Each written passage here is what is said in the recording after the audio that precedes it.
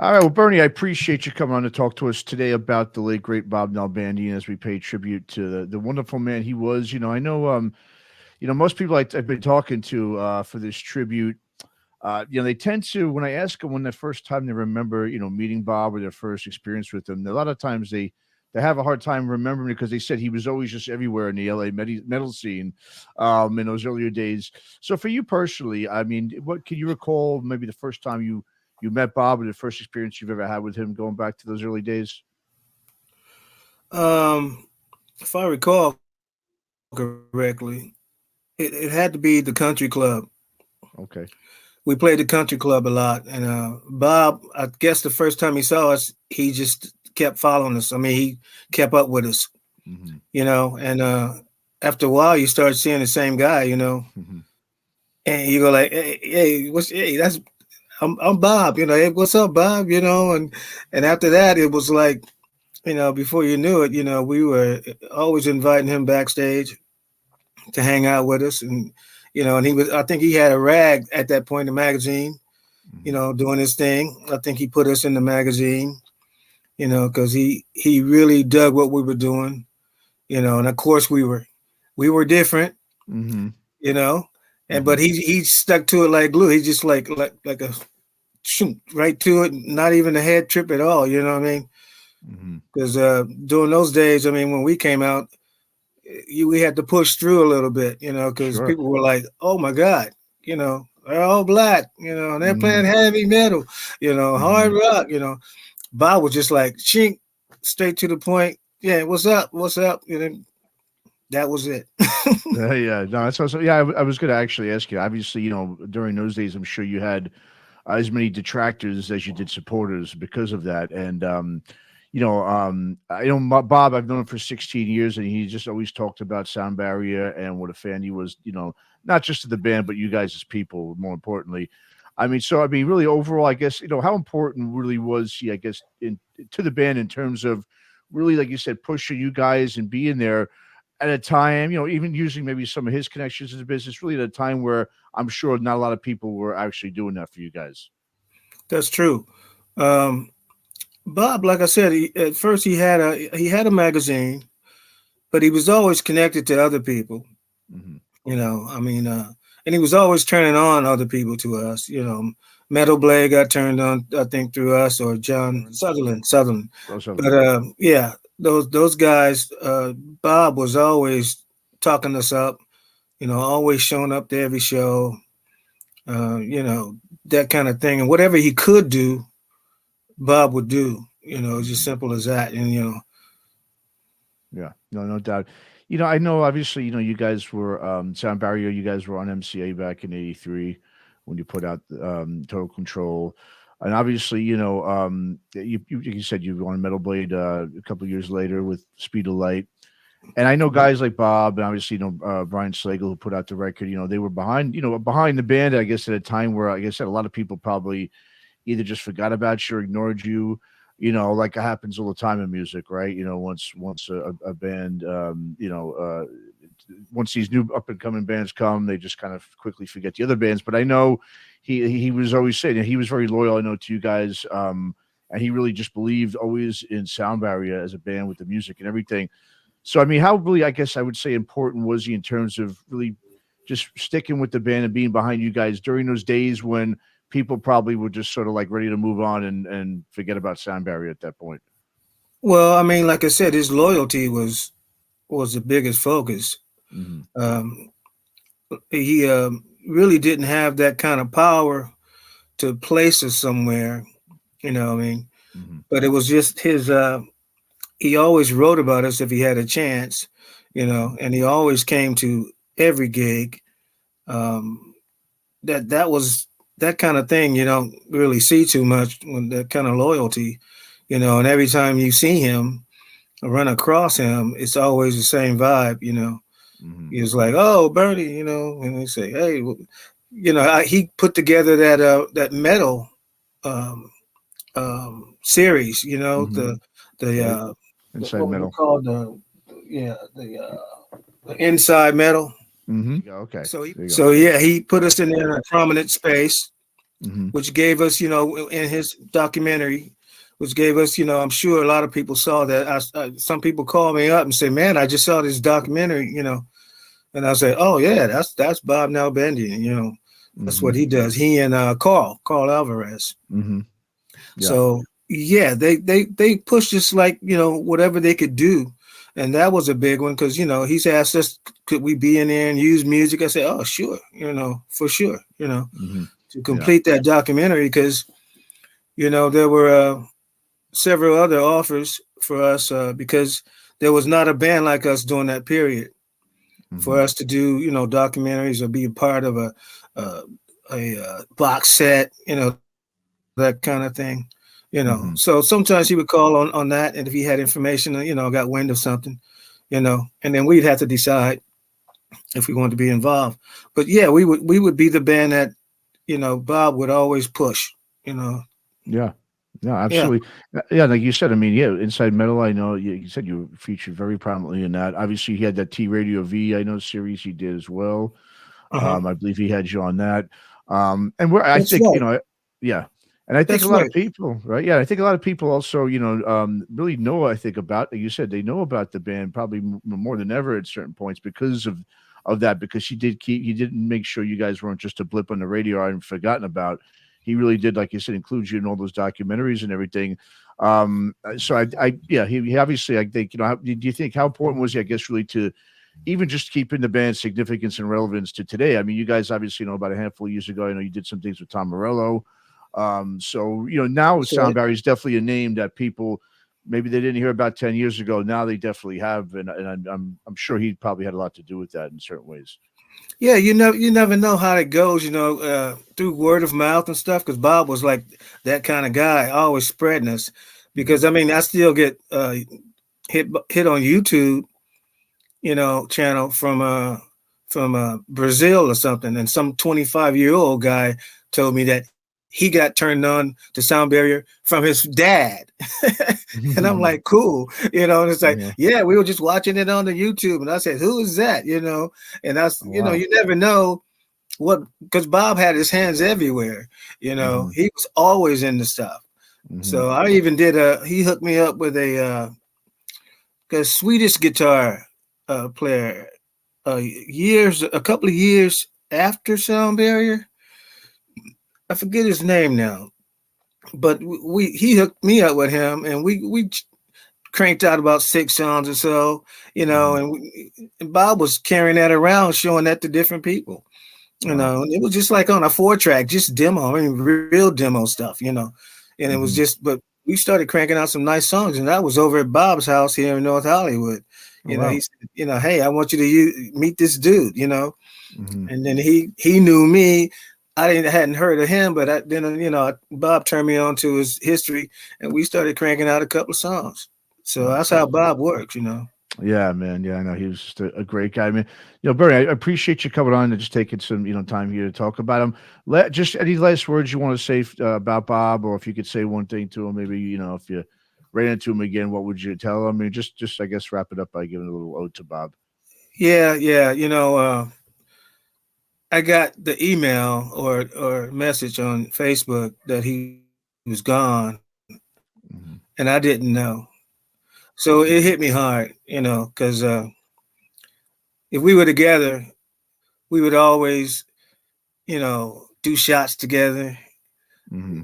go to the restaurant and eat together, go around to the Roxy and get a pizza. I mean, it was like that, the rainbow. We just sit up there and just if he's in there and I walk in there, he go, Bernie, come on over, come on over here. What, you want some pizza, man? Let's do a shot. And it's like always the Mhm. same. That's the one thing. You Yeah. can't say that about people. A lot of people always the same. Yeah. So yeah, Bob was yeah, if you know how certain people hit you in your mind and your heart, that's Bob.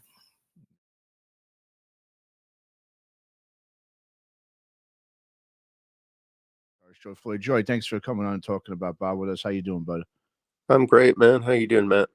I'm doing good, man. Thanks so much. Joe, I mean, the first question I'm pretty much asking everyone, what was, if I guess the first time, when was the first time you met Bobby, you ran into him, if you can remember that far back? I know it's a while, but Yeah, no, I remember it very well because really I met Bob when it was at my birthday party that my friend AC threw, and so I was starting to work on a documentary that my producing partner Warren had said, you should do a documentary about the LA rock scene back in the day. And I was like, okay, I'll try that. And I really didn't have a plan for it. I had a camera and that was it.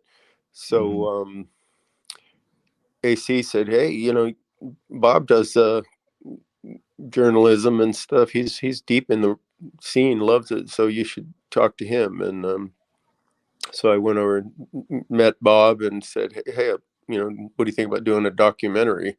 And he was on board right away. So we connected, and that was where our journey began. Oh, very cool, very cool. Now I know, obviously, Bob was always a big fan and champion of the band of your band Warrior back in the '80s. I know. I think I saw the other day he had featured the band in one of his Headbangers zines. I think it was in one of the editor's playlists or something. Do you remember when you were coming up with Warrior? Do you remember the Headbanger at all when that was in and around Southern California at the time? Do I remember the Headbanger magazine? Yeah, Bob's fanzine.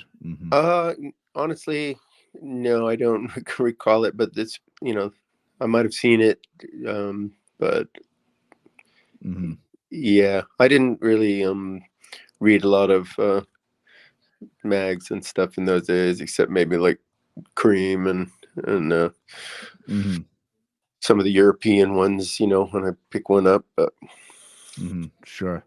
Yeah. So now, when you were working with Bob, obviously doing the Inside Metal documentaries, obviously those are very heralded. I mean, everybody's been talking about what great insight. I mean, when I was watching those documentaries, it was great because there was a bunch of bands I hadn't really heard of before, especially in the earlier parts, like the late '70s, early part of the decade of the '80s in LA. And I know, obviously, with Warrior, I know you guys originally from San Diego, and then moved up to LA. But when you were doing the documentary, I mean, how much of I guess a resource was Bob? Bob's always been known as this walking encyclopedia of metal. oh Especially God, for LA. yeah, Bob was totally invaluable. I mean, I guess it was serendipity that we met, because if I would have tried to pull it off without Bob as an ally, it never would have happened. So it was definitely meant to be, and he took the reins. He grabbed the bull by the horns. Really, it became his documentary, honestly, and he just went to work, rounded up all the interviews. We did a lot of them right here at my house, out on the back deck, and it was great because I knew a lot of the people, of course, peripherally and some as friends, and so it was great opportunity to reconnect, and it just turned into an adventure. It definitely had its challenges. I'll say that it's not an easy thing for every hour documentary. It's 100 hours of footage that has to be sorted, edited, and he just had the right mindset to dive in, organize it, look at creating the overall start to finish and visualize it. So yeah, Bob was just awesome, amazing. Now, when you guys started doing the series, did you know that you were going to be doing that many? I think was it 5 of them? I believe 5 episodes. Excuse me, 5 different documentaries. I think for each period. Did you know like there's going to be that much of it going into doing this, or you just think you were just going to do one? No, the original plan I think was just the one. And see how that goes. we Mm. weren't quite that ambitious to think we could do that, do, you know, a whole series. But the first one had so much material, so much footage, that it grew, and then it was like, okay, this has to be 2 episodes. It's just too much. And you know, again, kudos to Bob for doing that. Especially the editing part is so tedious and really requires incredible dedication, and he had it. Absolutely amazing. Mm-hmm. Yeah. So now with obviously meeting and working with Bob, you know, during the documentaries, I mean, did you guys, you know, obviously what a lot of people obviously always talk about Bob is, you know, he's really one of the most genuine, you know, and trustworthy and honest kind of, you know, person one of the most honest people you're gonna meet, you know, very genuine, which, as you know, a lot of people have been saying, obviously, who've worked in the music business, you don't find that too often. You know, obviously music business is a cutthroat thing, as everyone knows, and you know, to find a guy like Bob, a guy, you know, you could really count on, rely on, was, you know, few and far between. I mean, would you agree with that, especially in terms of, you know, how you've obviously been in the music business for so long? I mean, do you agree with that, and that Bob was definitely someone that you could turn to, and, you know, he was just a genuine and honest guy that you know you could count on? Absolutely, absolutely. You know, as I came to know Bob, and we hung out together and went on these adventures, and yeah, that's it. He was just such a soulful guy, and he had great trust between us, and you know, I knew I could count on him to stick it out, and he wasn't flaky at all. You know, he was just a really cool and passionate human that I fell in love with. Honest, you know, he very inspired me to carry it through and do our work, and that's how we became friends. And then we started, you know, just hanging more and drinking beers together, and Toby, you know, was sort of a friend too, and we'd hang out with him, and then we brought Carl into the mix and traveled up to the Bay Area to interview Metallica, and we went to Vegas, and so we had a lot of fun adventures together and became, you know, good buds. Mm-hmm. So, I mean, anything, you know, I mean, we want to just sort of get people to talk maybe about one story or so that they had, Bob. That the first thing that comes to mind, you know, one of the most memorable times that they've had with Bob. Would you mind sharing just a story that you have with him that comes to mind? Well, I don't know. There's a lot of stories, but our adventures on the road, I guess, would be the things that kind of stick in my mind. You know, taking these drives, and you know, hanging out. We would go, like when we were in Vegas, we would do an interview, and then we'd still be all kind of pumped up. So we'd go out and hit a club or you know, a bar, and Mm-hmm. we did some partying for sure, you know. and Nice. and it was great. It was great, the camaraderie that we shared, and you know, working towards this goal of making a documentary, which I'm pretty proud of. You know, if you were there, if you lived the 80s, I think it's something that people enjoy to be reminded of that time. What really was a unique time in LA. Bob did. I had to kind of bow out after that, but he had, you know, was full on in that direction and created the other follow-up episodes and stuff. So. Mm-hmm. And did Bob ever try to encourage you to you know, keep moving forward with Warrior? You know, even though it's been some time, because I know, like I said, he's always been a big champion of the band, and he's always wearing your shirt. He's still got that old Warrior shirt, and he's even got. I remember I was interviewing Sin Kieran, who's, you know, the ex-Ministry guitarist who loved Warrior, and he was so happy that Bob was able to get him a Warrior shirt from you, I guess, during some, you know, during the time you guys were putting out the series.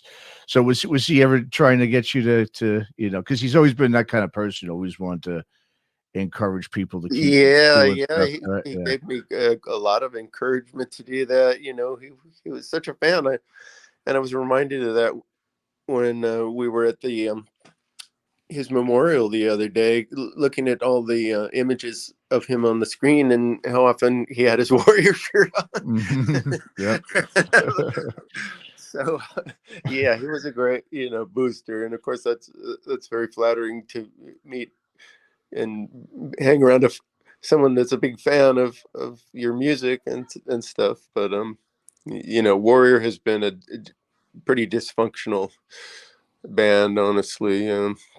So we pushed through and managed to do some albums in various incarnations of the group, but it just wasn't to be to do another one. Yeah. Not so far anyway. I won't say it's never say never, but I think I saw something about a year or so ago that said you guys were thinking of doing an EP or something, but I guess it's nothing moving on that end, I guess. you never know. The energy keeps coming back, but I'm real busy right now doing my thing, building guitars and stuff, which I love that too. I'm kind of torn, I miss playing and all that, but it's just there's not enough hours in a day to do everything, unfortunately. Sure. No, absolutely. Well, Joe, I really appreciate you coming on and sharing some words with Bob, paying tribute to him. Is there any last words you want to say to Bob or about him and we'll wrap this up? Well, I just want to say, Bob, love you, brother, and hope to see you on the other side. He's a beautiful human, and so grateful I got to know him. Yeah.